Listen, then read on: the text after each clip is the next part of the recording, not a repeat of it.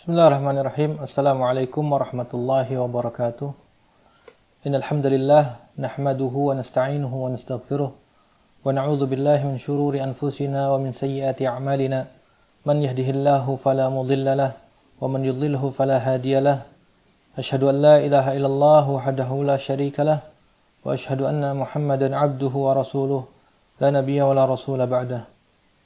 قال الله تعالى في القرآن الكريم يا أيها الذين آمنوا اتقوا الله حق تقاته ولا تموتن إلا وأنتم مسلمون وقال أيضا يا أيها الناس اتقوا ربكم الذي خلقكم من نفس واحدة وخلق منها زوجها وبث منهما رجالا كثيرا ونساء واتقوا الله الذي تساءلون به والأرحام إن الله كان عليكم رقيبا فإن أصدق الحديث كتاب الله وخير الهدي هدي محمد صلى الله عليه وسلم وشر الأمور محدثاتها فإن كل محدثة بدعة وكل بدعة ضلالة وكل ضلالة في النار. Pemirsa Hasan TV yang dirahmati Allah Azza wa Jalla, alhamdulillah puji syukur kepada Allah Azza wa Jalla karena Allah telah banyak memberikan kepada kita kenikmatan baik sadar ataupun tidak. Setiap kenikmatan yang kita rasakan ini dari Allah Azza wa Jalla. Dan setiap nikmat itu membutuhkan syukur dari kita semua. Dengan cara apa? Dengan cara tentunya kita menggunakan nikmat Allah itu untuk melakukan ketaatan kepada Allah Azza wa Jalla. Kemudian salawat dan salam semoga tercurah limpahkan kepada junjungan kita Rasulullah Muhammad sallallahu alaihi wasallam, kepada keluarganya, para sahabatnya, dan insya Allah kepada kita selaku umatnya yang memegang teguh ajaran serta sunnah-sunnahnya. Rabbi syarah li sadri wa yassir li amri wahlul 'uqdatam min lisani yafqahu qawli. Baik, pemirsa Hasan TV yang dirahmati Allah Azza wa Jalla, kita akan kembali melanjutkan pembahasan dari Kitabul Ilm dan kita sudah masuk ke pasal yang kedua dari bab yang ketiga, yaitu tentang akhta yajibul hadar minha, kesalahan-kesalahan yang perlu diwaspadahi. Ya, dan pada pertemuan sebelumnya kita sudah bahas kesalahan yang pertama, yaitu adalah al-hasad, yang mana al-hasad ini adalah tidak menyukai apa yang atau kenikmatan yang diberikan oleh Allah Azza wa Jalla kepada orang lain, baik itu mengharapkan kenikmatan itu hilang dari orang tersebut ataupun tidak. Ini sudah termasuk hasad. Dan pada pertemuan sebelumnya juga kita sudah membahas beberapa poin dari bahayanya seorang yang hasad. Orang yang hasad ini bisa jatuh kepada banyak hal yang membuat dia berada dalam posisi yang bahaya. Dalam posisi yang bahaya. Di antaranya adalah karahatuhu ma qadarahullahu. Orang yang hasad ini berarti secara tidak langsung dia membenci apa yang sudah Allah takdirkan, yang sudah Allah tetapkan dari takdirnya, bahwasanya Allah menetapkan orang tersebut mendapatkan nikmat, seakan-akan dia tidak suka. Berarti seakan-akan dia membenci apa yang sudah Allah tetapkan buat hamba-hambanya. Kemudian yang kedua, kita ulang sedikit bahwasanya hasad itu bisa memakan pahala atau kebaikan-kebaikan seseorang, sebagaimana api bisa memakan kayu bakar. Hasad yang dilakukan oleh seseorang ini membahayakan kebaikan-kebaikan yang sudah dia lakukan. Ketika dia sepanjang hidupnya melakukan kebaikan-kebaikan, gara-gara hasad kepada orang lain, benci kepada apa yang didapatkan oleh orang lain, tidak suka, maka hasadnya ini bisa memakan kebaikannya. Waliyadzubillah. Kemudian yang ketiga, bahwasannya seorang yang hasad ini di dalam hatinya akan merasa panas, akan merasa panas, akan merasa rugi, akan merasa terbakar, karena apa yang didapati olehnya, yaitu kenikmatan yang dirasakan oleh orang lain, membuat hatinya semakin tidak terima, membuat hatinya semakin panas, dan ini menyempitkan dadanya tentunya. Dan ini merupakan salah satu siksaan tentunya bagi orang yang hasad, merasa tidak puas, merasa tidak suka dengan apa yang diterima oleh orang lain. Kemudian yang keempat, bahwasanya orang yang melakukan hasad atau orang yang hasad ya, itu seakan-akan menyerupai orang-orang Yahudi. Orang-orang Yahudi ya, di antara sifatnya mereka adalah ya, penghasad, ya, pendengki. Ya. Mereka tidak terima bahwasanya Rasul yang terakhir diutus adalah dari Bani Ismail, ya, dari anak keturunannya Nabi Ismail alaihissalam. Ya. Mereka inginkan bahwasanya Rasul itu yang diturunkan hanya dari Bani Israel saja. Ya. Namun pada kenyataannya Rasul yang terakhir Allah pilih dari keturunannya Nabi Ismail alaihissalam. Dan ini membuat mereka hasad, dengki kepada Rasulullah SAW dan juga terhadap agama Islam tentunya. Kemudian yang kelima, bahwasanya sehebat apapun ya, hasad yang dilakukan oleh seseorang itu tidak akan mengangkat takdir Allah, tidak akan mengubah ketentuan Allah bahwasanya Allah akan memberikan nikmat kepada si fulan. Kita hasad kepada si fulan tersebut. Ya. Sehebat apapun hasadnya kita tidak akan merubah apa yang sudah Allah tetapkan dari rizki ya, kepada si fulan tersebut. Jadi, percuma saja seorang itu hasad ya, karena itu tidak akan merubah takdir Allah Azza wa Jalla. Kemudian hasad juga bisa menafikan kesempurnaan iman ya. Yang mana Rasulullah SAW ya, mengajari kita la yu'minu ahadukum hatta yuhibba li akhihi ma yuhibbu li nafsihi. Tidaklah sempurna keimanan seseorang ya, sampai dia mencintai untuk saudaranya sebagaimana dia mencintai untuk dirinya sendiri. Ya. Ketika seseorang hasad, ya, tidak suka dengan apa yang didapatkan oleh orang lain dari kebaikan, ini artinya dia tidak sempurna imannya. Ya. Harusnya dia suka apa yang didapatkan oleh orang lain sebagaimana dia suka juga kalau dia mendapatkan hal itu. Ya.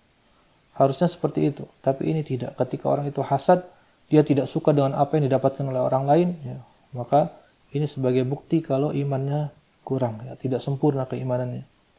Kemudian yang ketujuh, ya, bahwasannya hasad ya, akan membuat seseorang itu menolak untuk meminta kepada Allah Azza wa Jalla. Dia lebih disibukkan dengan hasadnya tersebut. Dia lupa kalau Allah sebetulnya bisa saja memberikan hal yang sama kepada dirinya. Kenapa dia tidak minta kepada Allah Azza wa Jalla? Dan yang kedelapan, annal hasad yujib izdira' ni'matallahi alaih. Bahwasanya hasad ini mengabaikan nikmat Allah yang sudah Allah berikan kepadanya. Orang yang hasad ini lupa kalau Allah pun sebetulnya sudah memberikan nikmat-nikmat kepada dirinya. Tapi dia dilupakan dengan kenikmatan yang didapatkan oleh orang lain. Justru dia dengki dengan apa yang didapatkan oleh orang lain. Sementara Allah sudah memberikan nikmat kepada dirinya, dia tidak ingat, dia lupa. Dan yang kesembilan, yang lanjutannya, qala al-mu'allif rahimahullah, al-hasadu khuluqun dzamim. Bahwasanya hasad ini adalah akhlak yang sangat tercela. Hasad ini akhlak yang sangat tercela. Li'anna al-hasid yatatabba' ni'amillahi 'ala al-khalq fi mujtama'ih. Karena seorang yang hasad ya, orang yang hasad ya, dia mengawasi terus nikmat Allah yang didapatkan oleh orang lain. Ya, di tengah masyarakatnya dia awasi terus, tetangganya beli ini dia lihatin, dia awasin dan lain sebagainya. Wa yuhawilu biqadri ma yumkinuhu an yahulu bainan nasi wa baina hadzal mahsud bil hatti min qadarihi aw ahyanan min qadrihi ahyanan. Dan dia selalu berusaha ya, sesuai dengan apa yang dimungkinkan atau kemungkinan yang bisa dia lakukan ya, untuk menghalangi manusia, menghalangi orang lain dari orang yang dihasadinya ini. Ya, jangan sampai orang-orang itu suka sama orang ini. Ya, jangan sampai dia bisa berinteraksi dengan baik dengan orang lain. Ya. Bahkan dia menjatuhkan harkat dan martabatnya orang yang dihasadinya ini di hadapan orang lain. Wa bizdira'i ma yaqumu bihi minal khair ahyanan ila ghairi dzalika. Dan juga dia merendahkan apa yang sudah dilakukan oleh orang atau kebaikan-kebaikan yang sudah dilakukan oleh orang yang dihasadinya ini. Orang ini baik kepada orang lain tapi dia rendahkan. Oh enggak, cuman segitu aja. Misalkan seperti itu. Biasanya kata-kata yang keluar seperti itu. Apa yang dia bisa lakukan? Cuman segitu saja. Dan ini perkataan-perkataan yang tidak seharusnya terucap. Tapi ketika seseorang itu hasad, dengki kepada orang lain, bisa saja hal ini terucap dari lisannya. Apa yang sudah dilakukan dari kebaikan-kebaikan oleh orang tersebut, dihilangkan begitu saja.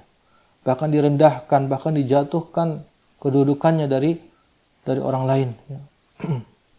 Kemudian yang ke-10, bahaya yang bisa didapatkan oleh orang yang hasad, annal hasid idza hasada fal ghalibu an ya'tadi 'ala al mahsud wa hina idzin ya'khudhul mahsud min hasanatihi. Bahwasanya seorang yang hasad, apabila dia hasad fal ghalibu an ya'tadi, biasanya orang ini akan menyerang orang yang dihasadinya, orang yang didengki olehnya, baik dengan lisannya maupun dengan perbuatannya. Karena sudah dengkinya luar biasa, sebagaimana tentunya kita dapat contoh dari kejadian dari anaknya Nabi Adam alaihissalam. Bagaimana Qabil hasad kepada Habil. Karena Habil mendapatkan pasangan yang lebih cantik daripada Qabil. Kemudian karena begitu luar biasa dengkinya, hasadnya Qabil kepada Habil, sampai-sampai dia pun menyerang dan membunuh, padahal dia saudaranya sendiri. Ini luar biasa sekali. An ya'tadi 'ala al-mahsud wa hina idzin ya'khudul mahsudu min hasanatihi.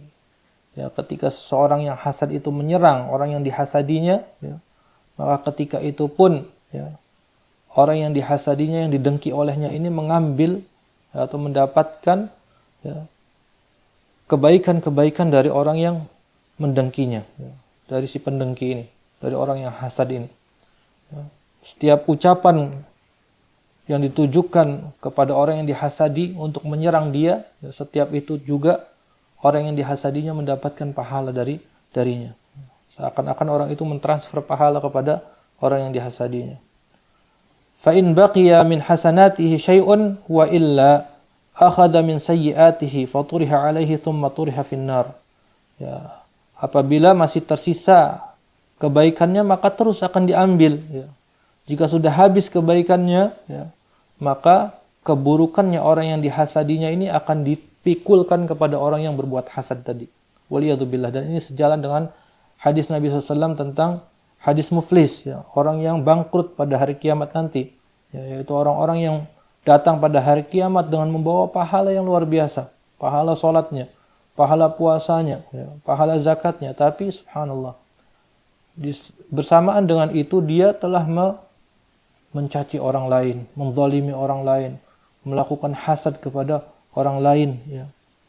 Akhirnya apa? Akhirnya orang-orang tersebut yang dulu dizalimin, yang dulu dicaci maki, dan yang dulu dihasadi, menuntut kepada Allah Azza wa Jalla, menuntut keadilan kepada Allah Azza wa Jalla. Dan ketika itu tidak bisa lagi seseorang menebusnya dengan harta, tidak bisa. Akan tetapi apa yang digunakan untuk menebusnya, yaitu amal-amal kebaikannya. Diambillah amal kebaikannya, diberikan kepada orang-orang yang pernah dizalimin oleh dia, yang pernah dulu dihasadin oleh dia, yang pernah dicaci maki oleh dia, sampai habis pahala kebaikannya. Kemudian masih ada yang datang menuntut kepada Allah Azza wa Jalla. Akhirnya apa? Pahalanya sudah habis nih. Akhirnya dosa orang-orang yang menuntut ini, dosa orang-orang yang dizalimin oleh dia, diambil, dipikulkan kepada orang tersebut. Kemudian orang ini dilemparkan ke dalam neraka, waliyadzubillah. Inilah orang yang bangkrut, kata Rasulullah sallallahu alaihi wasallam, datang membawa pahala yang banyak, tapi pada akhirnya pahala itu habis dan dia harus memikul dosa-dosa orang-orang yang pernah dizalimi oleh dia, waliyadzubillah. Baik pemirsa Hasan TV yang dirahmati Allah Azza wa Jalla, kita lanjutkan. Wa qala al-muallif rahimahullah wal khulasatu anna al-hasad khuluqun dhamim. Di kesimpulannya bahwasannya hasad ini adalah akhlak yang tercela. Wa ma'al asaf annahu akthar ma yujad bainal ulama wa talabatil ilm.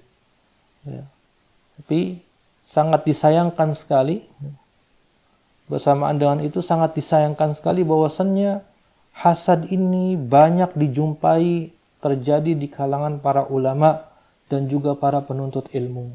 Ini sayang sekali. Wa yujadu bainat tujjar wa yahsudu ba'dhumul ba'd. Dan juga kita jumpai banyak terjadi hasad itu di antara para pedagang. Satu pedagang dengki kepada pedagang yang lain, yang lebih sukses dari dia. Wa kullu dhi mihnatin yahsudu man syarakahu fiha. Dan setiap orang yang memiliki profesi tertentu, dia akan mendengki rivalnya yang seprofesi dengan dia, saingannya. Dia akan melakukan hasad kepada orang tersebut. Lakin ma'al asaf annahu bainal ulama ashad wa baina talabatil ilm ashad ma'a annahu kana al-awla wal ajdar an yakuna ahlul ilm ab'adun nas atau ab'adan nasi 'anil hasad wa aqraban nasi ila kamalil akhlaq. Akan tetapi yang membuat sedih adalah bagaimana ketika hasad ini terjadi di kalangan para ulama. Ini membuat sangat disayangkan sekali. Dan juga terjadi di antara para penuntut ilmu. Bahkan lebih dahsyat lagi. Lebih dahsyat lagi ketika seorang penuntut ilmu misalnya hasad kepada orang yang sama, profesinya menuntut ilmu juga. Maka biasanya lebih dahsyat. Jangan dekati majelisnya si fulan. Padahal tidak kenapa-napa. Manhajnya sama. Tapi karena hasad tidak suka dengan kenikmatan yang Allah berikan kepadanya, kepada si fulan ini, maka dia mulai membentuk anggapan-anggapan bahwa si fulan ini begini dan begitu. Akhirnya berusaha untuk menjauhkan manusia dari majelisnya si fulan dan lain sebagainya. Dan ini sangat disayangkan sekali. Ma'annahu kanal aula wal ajdar, padahal seharusnya para ulama, seharusnya para penuntut ilmu ini lebih mampu untuk menjauhkan dirinya dari hasad. Untuk menjauhkan dirinya dari hasad. Dan yang paling dekat dengan kesempurnaan akhlak seharusnya mereka. Karena mereka lebih alim, lebih mengetahui tentang mana yang baik dan mana yang buruk. Seharusnya mereka bisa menahan diri mereka masing-masing, menjauhkan diri mereka dari sifat-sifat yang buruk tadi. Akan tetapi syaitan itu memang luar biasa, menggelincirkan manusia dengan berbagai macam cara. Ketika dia mengetahui dia penuntut ilmu, akhirnya yang dikutik adalah masalah saling hasad, saling tidak suka satu sama lain dan lain sebagainya. Wa anta ya akhi idza ra'aita Allah qad an'ama 'ala 'abdihi ni'matan ma fas'a an takuna mithlah. Dan ini nasihat dari si penulis, yaitu Syekh Muhammad bin Shalih Al-Utsaimin. Wa anta ya akhi, dan engkau wahai saudaraku, idza ra'aita Allah, apabila engkau melihat Allah Azza wa Jalla telah memberikan nikmat kepada hambanya, salah satu nikmat dari berbagai macam nikmat Allah Azza wa Jalla, fas'a an takuna mithlah, maka berusahalah engkau untuk menjadi seperti orang tersebut. Ketika ada teman kita misalkan, dia lulus ujian, nilainya bagus-bagus, jangan kita hasad, benci sama dia, jangan. Tapi kita berusaha untuk sama seperti dia, atau bahkan lebih dari dia. Berusahalah, belajarlah, supaya kita bisa menyaingi dia. Dan ini bagus, kalau seperti ini namanya ghibtah. Saling berusaha untuk saling berlomba dalam kebaikan. Berlomba dalam kebaikan, dan ini bahkan dianjurkan, fastabiqul khairat, berlombalah dalam kebaikan. Maka fas'a an takuna mithlahu, berusahalah untuk menjadi seperti orang tersebut. Wala taqrahu man an'ama Allahu alaih, jangan engkau membenci orang yang Allah berikan nikmat kepadanya, jangan dibenci. Faqul, akan tetapi katakanlah, Allahumma zidhu min fadlika wa a'tini afdal minhu. Berdoalah kepada Allah, Allahumma zidhu min fadlika, ya Allah tambahkanlah karuniamu kepadanya. Wa a'tini afdal minhu, dan berikanlah kepadaku yang lebih baik darinya. Harusnya kita seperti itu.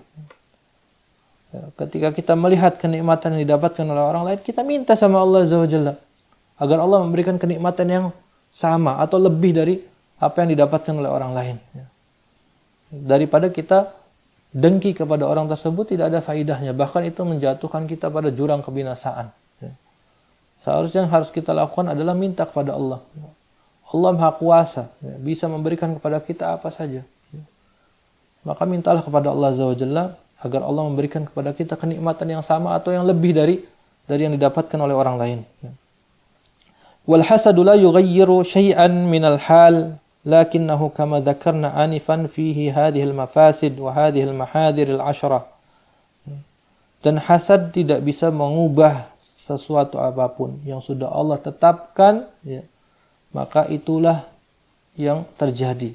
Tidak akan mampu berubah, tidak akan bisa diubah dengan hasadnya kita kepada orang tersebut. Ketika kita hasad kepada orang itu, mungkin saja nanti nikmat yang dia akan dapatkan bisa berkurang dan lain sebagainya. Tidak. Allah sudah tetapkan, Allah sudah bagi rizkinya Allah Azza wa Jalla kepada seluruh hamba-hambanya. Tidak akan mungkin berkurang. Jadi percuma kita hasad kepada orang tersebut. Percuma saja, tidak akan merubah kondisi.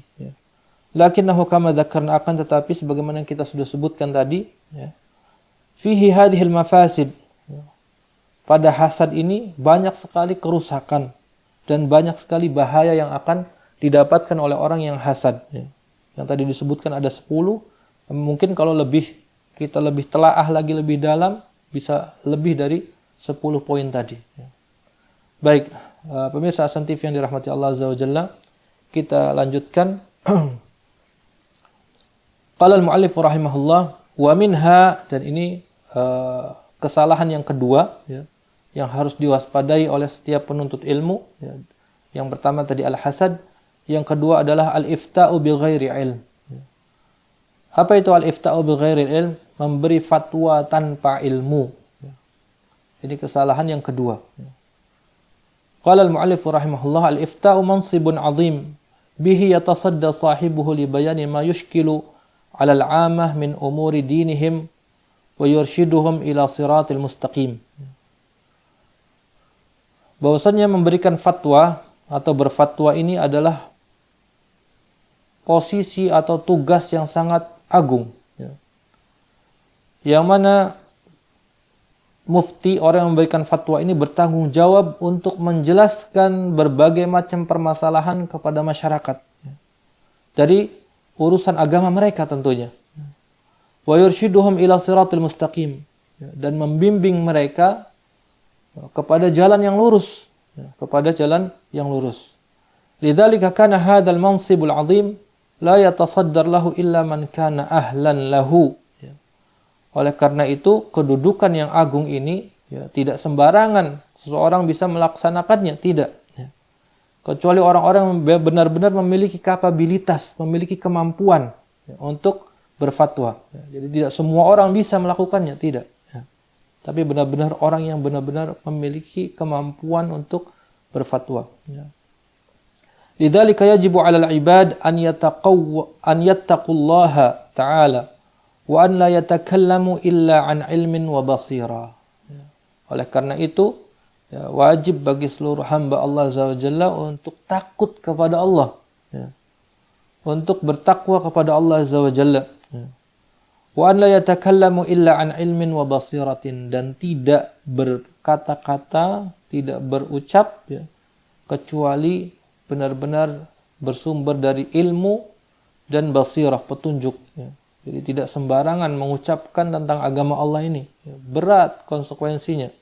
Ketika seseorang tidak memiliki ilmunya, maka dia akan bertanggung jawab dengan apa yang sudah dia ucapkan. Wa an ya'lamu anna Allah wahdahu lahul khalqu wal amru, fala khaliqun illa Allah, wala mudabbirun lil khalqi illa Allah, wala syari'ah lil khalqi siwa syari'atillah. Dan hendaknya mereka mengetahui bahwasannya Allah satu-satunya, lahul khalqu wal amru, miliknya lah penciptaan dan berbagai urusan. Fala khaliqun illallah, tidak ada yang menciptakan kecuali hanya Allah saja. Wala mudabbirun lil khalqi illallah, dan tidak ada yang mengatur segala sesuatunya untuk makhluknya kecuali hanya Allah. Wala syari'a lil khalqi siwa syari'atillah, dan tidak ada syariat untuk makhluknya kecuali hanya syariat Allah saja. Fahuwa alladhi yujibu syai' wa huwa yuharrimuhu. Ya. Dialah Allah Azza wa Jalla yang mewajibkan sesuatu dan yang mengharamkan sesuatu. Wa huwa alladhi yundibu ilaihi wa yuhalliluhu. Dan dia juga yang menganjurkan untuk melakukan sesuatu dan menghalalkan sesuatu. Jadi hanya Allah saja yang berhak. Walaqad ankarallahu ala man yuhalliluna wa yuharrimuna bi ahwaihim. Faqala ta'ala, dan Allah Azza wa Jalla telah mengingkari orang-orang yang menghalalkan dan mengharamkan dengan hawa nafsu mereka.